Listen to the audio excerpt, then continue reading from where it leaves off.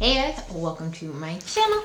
My name is Lizzie and today I'm talking about Haunt. Haunt is a Shudder original that focuses on a group of 6 friends who go to a haunted house that promises to feed on all their biggest fears. So, going into this film, I had already seen Nightmare Maven's review, which hers is pretty spoiler-free.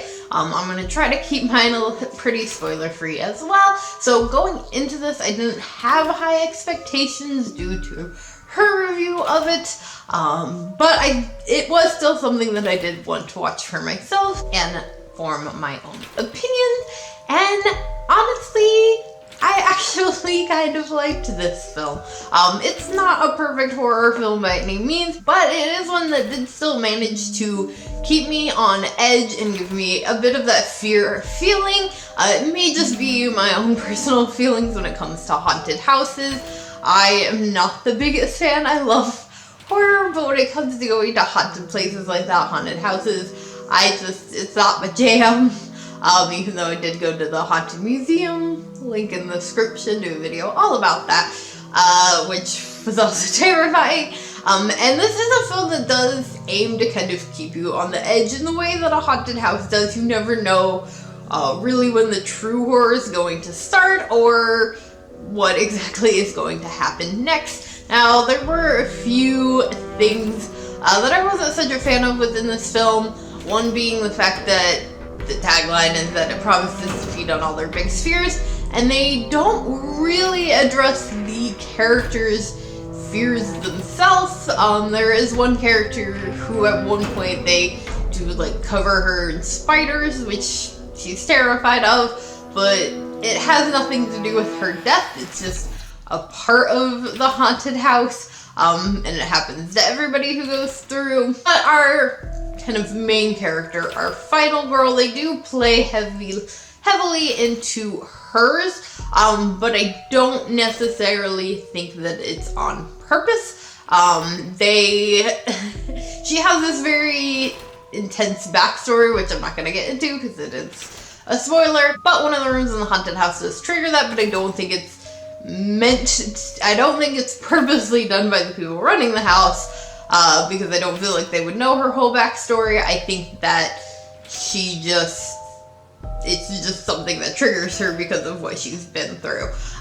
So yeah, that was kind of a bit of a letdown, is that they don't really dive into the characters' fears themselves. And also another problem that I had within this film, and this is a bit of a spoiler warning, is the fact that the bad guys behind the mask all have some sort of like face modification. And it's not even like they're just disfigured or anything like that. It's like they actually modify themselves to look like they're masks. One of the characters even refers to his own face as a work in progress. And that's something that bothered me a bit, just because as a person with tattoos and piercings, and that, you know, I consider myself a modified person because of that kind of, I guess, stereotype that if you're somebody that does that, especially to an extreme, it's believed that there must be something wrong with you, that you're probably crazy, that you're probably a bad person,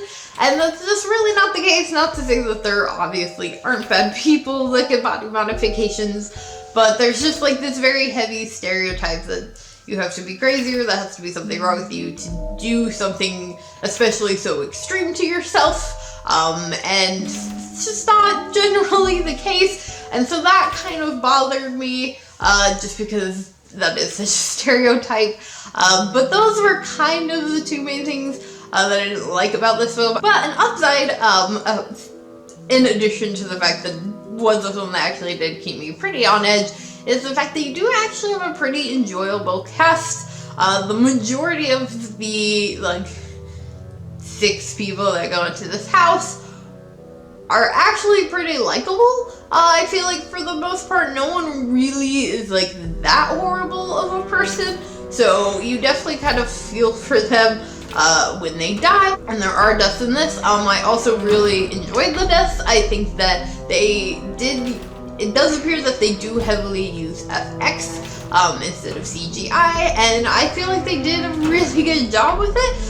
Some of it's a little cheesy, but I think for the most part they pulled it off really, really well. And also our final girl, Harper, who is played by Katie Stevens. She was also in Faking It on MTV, and I believe she's on another show now, I'm not really sure, but I really liked her in that show. For anybody that watched it. But yeah, she is our final girl, and I really liked her. I think that she was a badass final girl. She's a final girl that, like, definitely deserves the title. She fights till the end to save herself, and definitely has to go through some shit to get there. And I really, really liked her, and honestly, I really like this film. I definitely think it's worth watching if you haven't checked it out yet, and I definitely think it's something that I will probably watch again in the future. So if you've seen Haunt, let me know what you thought about it in the comments below, and if you did enjoy this review, please do give it a big old thumbs up, and if you have not, make sure you hit that subscribe button for more horror-related content. And before I go, a quick shout out to my Patreons. Thank you guys so much for helping to contribute to the channel. If you want to know the perks to being a Patreon, links are in the description below. And in addition to that, I also currently have a promo going on my Patreon. It's very much the same thing that I did for Halloween, but basically if you join $5 or up, you will receive a holiday card from me. You can pick what holiday you want, or if you just want like a wintry seasonal card, doesn't have to be holiday related. But yeah, so that's going on right now if you join my Patreon. But again, I hope that you did enjoy this, and I will see you guys later with another video. Bye.